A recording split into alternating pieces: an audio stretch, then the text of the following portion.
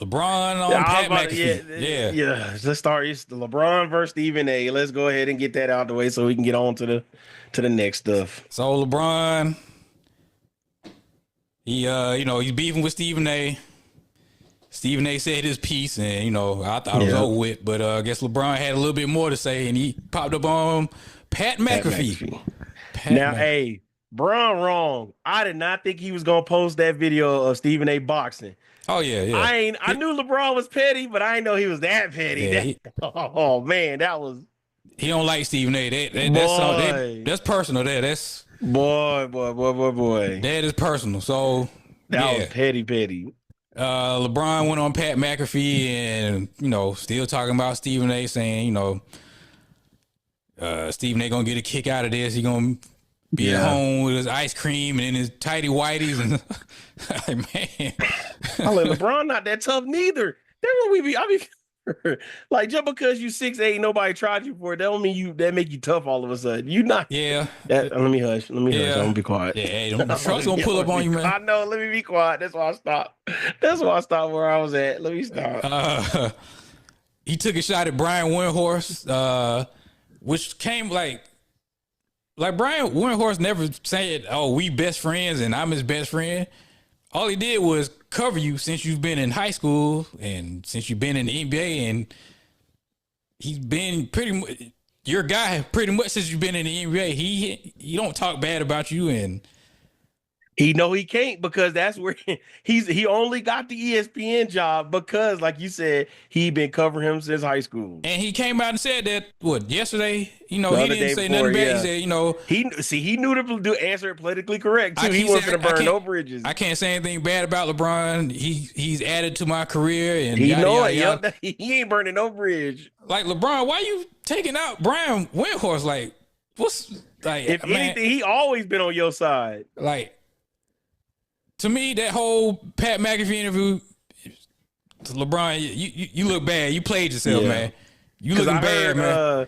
I saw people get mad and they were just like, they got it because they got to find something to nitpick on Brown about. They were just like, well, he should have went on a smaller person's podcast to, help them build up their platform. But I was like, it just happened because he shoots in Indianapolis And they played and the Pacers. they played the Pacers Yeah, that yeah, night, yeah, so yeah, it all yeah. lined up that way to where it kind of happened. But you knew Stephen A wasn't gonna get no interview. Oh You knew he no, wasn't gonna get no sit down with him. they were Kendrick saying Perkins ain't gonna get no sit down with him either. So They were saying he should have went to Club Shay Shay or Nightcap or yeah, to Gilbert Show or you went no, to it Pat just McAfee because he got a big platform and exactly. plus him and Stephen A don't really fool with Pat McAfee, so that's probably another reason why he went on there. Yeah, But it'd be another, the troll another way. But I'm like, what's I saw a funny tweet, and he said there's a lot of things ESPN could be talking about more than this Stephen A versus LeBron yeah, stuff because it's so much more stuff going on in the association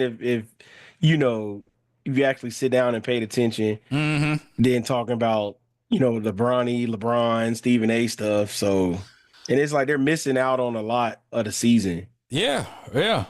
And I Um, will say the NBA is definitely covered. I will say that the NBA is probably covered differently than any other sport mm-hmm, in basketball. I mean, in all the sports of all the mm-hmm, sports media, because I guess I always say it's because we can see their face yeah, and they're so more personable than they are in like baseball than they are in football. Football they right, got the helmets on and stuff like that, and it's always more integrated.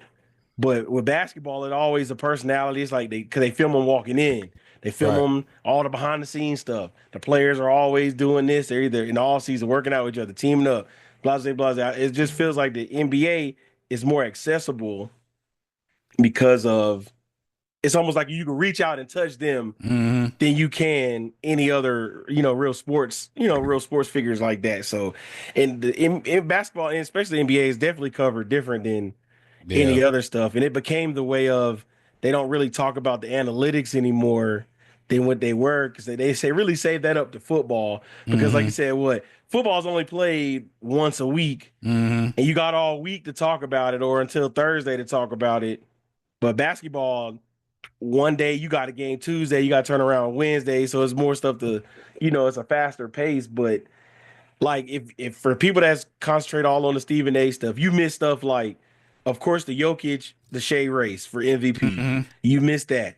You missed the Detroit Pistons. The last time you thought about the Detroit Pistons being relevant was the 2000 era when they Yeah. won with Chauncey and them, Yeah. when they beat the Lakers and them. You And see, then Shaq don't even know who the coach is. He thought Chauncey Billups was still the coach. Like, man, like Shaq, come on, like that's what all the players are talking about. Y'all Yeah. don't know nothing. Y'all don't. All y'all do Yes. is talk down. Y'all don't. Y'all not. Yes. You don't even know who the coach is. Like, come on, Yes. man. Because you got, of course, you got the Rockets that didn't even make the playoffs last year. They're a top three team in the West. Yep. You got, like I said, you got Shea doing his thing, balling. They came at him about Foul hunting. foul baiting, about foul hunting. James Harden was doing that for years. So Yeah. so it's all it's all the same. And then you got like the playoff race tightening up for the play in. You got that tightening up with and then like now they saying Ja Morant had they coach fired. Is that why he wasn't playing it? Because he didn't really like the offense, and then they fired the assistant coach. They fired the assistant coach from last season. They're in fifth place, and they fired their coach. Yes. Wow. Did you see Bane? What's his name? Bane and the salty. I can't. Almana. I can't pronounce his last name. Yeah, they were fighting. They got to arguing on the bench, and he's like, "You soft. You play harder." I'm like, "Oh, that's what. See, this is what we like. This is what we talking about." Yeah. But it's like, get them Joker. Like, find other storylines, and instead of just the drama, because they know. And then in part, we understand, like us being older, we understand it's a narrative driven business, especially with covering the NBA. It's like, well, they don't want to talk analytics anymore.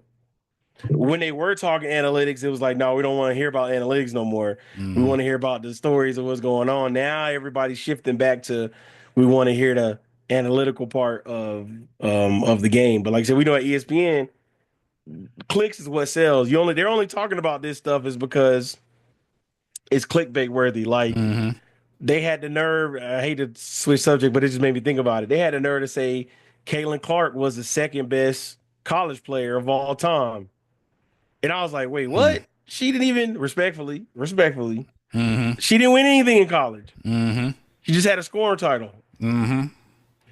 They had the nerve to put Candace Parker at 8. I said, whoa, that was crazy. That's disrespectful. That was so disrespectful. And Cheryl Miller, they had her down. I'm like, wait, what? They don't understand. I said, that's before a lot of people's time, so they don't really understand that. But I'm like, what's name was correct. Number one should have been Breonna Stewart, because she won 3, almost 4 national championships. So that makes sense. Player of the year, almost every year. Yep. They won. Diana Taurasi should definitely be in there. So always should be in the top 5 as well. Sue Bird up there as well. But I'm just like, they do stuff for clicks. Yeah. And I remember I even commented, I said, see, y'all got me. I typed, y'all got me, because me typing up on here saying, y'all know y'all wrong for that, putting that on there. Like, but they gonna do that to get people to click on. That's how they stay relevant. Yeah. And I do wish the NBA was covered a little bit different. And I do say this too, I'll talk to somebody else about it. I think gambling is playing a lot into it too, because a lot of people are placing these bets, me included, and they get mad and they be like, "Bro, I don't want to watch this no more because my parlay's not hitting." So I think that takes a lot into it with this current generation as well. But I do wish they would give a little bit more on the bigger channels, because I meant this. I was going to send you to it earlier. I saw something Mike Wilburn talked about. He was like, "Yeah, I'm not talking about." They tried to get me and Tony to talk about it on PTI. We're not talking about it about Bronny. LeBron, Bronny and all that stuff. It's like, why? That we want to talk about, the analytical stuff, or we want to get back to that and talking about what's going on in real time. And like you said, then Kendrick Perkins going his rant. I saw him and Shannon Fry go back and forth. Kendrick something about he blocked LeBron number or something. Like, man, who cares? Who cares? And they was Stephen A. and them was gossiping like they in high school or some stuff. Stephen A. didn't have to bring up the Kobe, bro. He didn't have to. He messed up because he was wrong. And then he had to go back and retract that, but because he was in the heart of the moment, because he's talking from his feelings. You're going too far now, man. You're getting too personal, and come on, man. bringing up stuff that it shouldn't be all about that. It should be stuff on topic. And And like I said, at first I was all cool with. I'm still, I do love hearing the player's perspective. Like with all the player podcasts, but I feel like it should be after after you get done playing, like after you retire, then you can have you can have your podcast. Like I like Draymond's pod, it's okay, but it's still like, dang, what are you really concentrating on? Same thing with Paul George. Like if it's the summertime, I understand it because you free, you ain't got nothing to do for the summer. But it's like during in season, it's like, dang, you should be focused on You see what you LeBron focused bringing his on. power back with Steve Nash. I was like, A lot of because people I were saying, guess man, why you couldn't bring nobody like Rondo or somebody, basically somebody black? Why you couldn't bring some? Oh man, LeBron know he ain't finna mess up that money. oh man, LeBron, boy. Now, like I said, I like his podcast when it was him and JJ on there. They was breaking down the game of basketball for folks that didn't know, and it was very, insightful for Yeah, guys that yeah. didn't know the game. And it's like, oh, okay, you actually get to hear from a coach's or a player's perspective, and you hear how they break down stuff like that. I don't mind that. It'll probably be the same with Steve Nash breaking down plays and Yeah, yeah. things of that Uh, nature. But I again, I